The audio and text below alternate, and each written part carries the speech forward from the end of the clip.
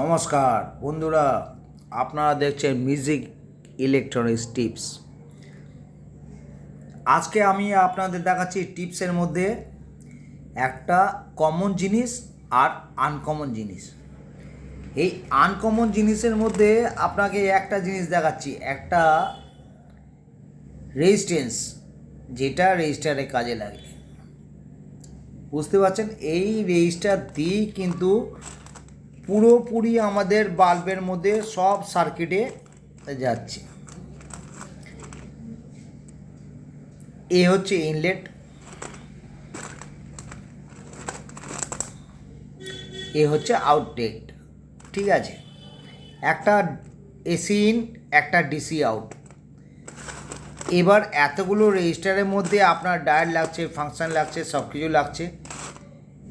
এইগুলোর পেছনে একটাই কারণ, আপনার শেখার জন্য কোনটা দরকার। ফার্স্ট থিং হচ্ছে আপনি ইউজ করবেন কি, একটা এলইডি লাইটটা।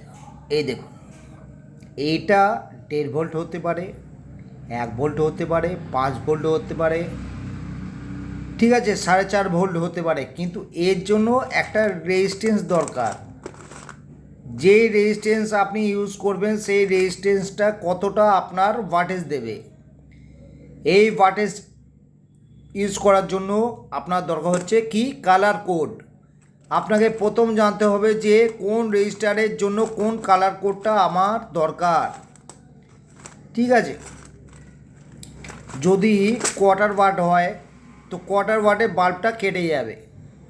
ঠিক আছে, আপনি যদি 1 ওয়াটের বাল্ব ইউজ করতে চান, যেটা এলইডি আপনার চাই, তো আপনি দেখবেন যে হ্যাঁ 1 ওয়াট কোনটা ইউজ করতে পারে।